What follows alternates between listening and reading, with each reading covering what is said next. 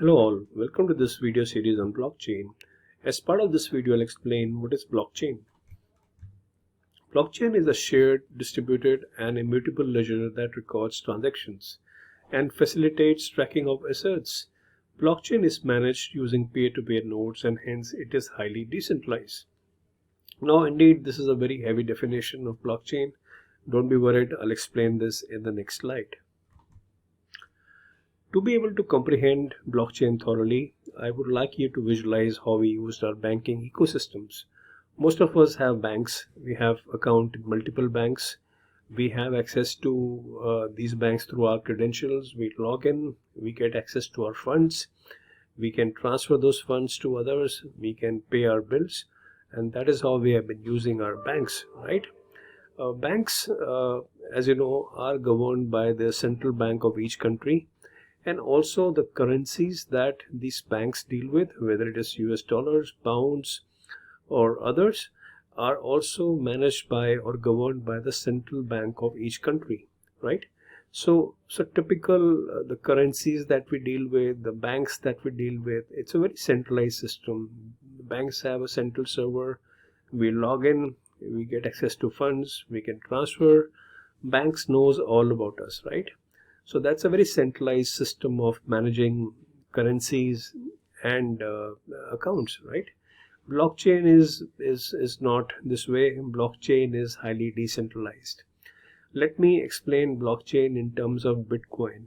So a lot of people get confused with, they think Bitcoin and blockchain are same. No, they're not the same. Bitcoin is the first implementation of the blockchain technology. What that means is Bitcoin has been implemented using the blockchain technology, and it's a very decentralized system. So what that means is, if I am an account holder and I have some Bitcoin in my account, so I will have an account on a blockchain, on a Bitcoin network. I got some Bitcoins which are assigned to my account, right? I can log into my account and I can transfer the Bitcoin to other account holders which are also present on the blockchain, on the Bitcoin blockchain network. So that part is kind of similar. You have access to your account, you get access to your Bitcoins and you can transfer it.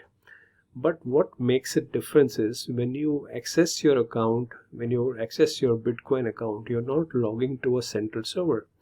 No central agency, bank, government is controlling the blockchain network. It's a self-governed network. It is governed through the program, the code that is embedded in the network. So when I log into my blockchain network, when I log into my Bitcoin network, I can transfer the Bitcoins to someone else who also has the account on Bitcoin network, right? But once I perform a transaction on a Bitcoin network and I transfer some funds or Bitcoin to others, now this transaction is not getting recorded on a central server. Now this information, my account information, the transactions I have performed, all these transactions are not going on to central server. So this information is getting stored on different nodes of the network.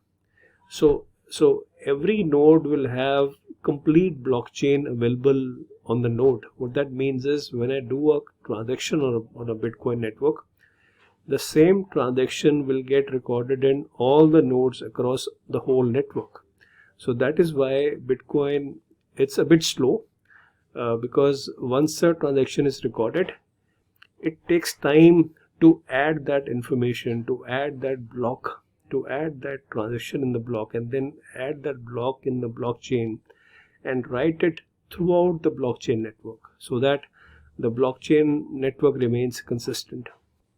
So blockchain network is distributed. The information is not recorded on a single system, it is recorded across various nodes. So that is why it is decentralized. It is governed by the pre-programmed logic that is built into the network. Various account holders can transact among themselves. Also, one of the big change from a typical banking system is all account holders are anonymous. What that means is, typically when you go to a bank, your KYC will be done. Know your customer. They will ask for your ID, your physical address, and all that will be verified. But in a blockchain network, accounts are anonymous. What that means is, you have an address, you can log in, but your personal details, your name, your physical address, your telephone number, all that is not available. So blockchain, most of the blockchain networks, they have anonymous accounts. And also, data once recorded on a blockchain network cannot be changed. It's called immutable. Its data is immutable. Once I, let's say, if I log into my account, I transfer some Bitcoin to someone else. So this transaction will be recorded in the blockchain as part of a block, and it will be saved, and this information cannot be changed. So blockchain networks are immutable, they are decentralized, and there are no central agencies that govern the blockchain technology. So these are some of the salient features of the blockchain technology. I encourage you to look at the next video, which is a supply chain using blockchain. So that will further illustrate the power of blockchain technology and what are the various advantages of blockchain technology. Thanks for watching this video. I urge you to subscribe to the channel and like the video if you found it to be informative. Thank you.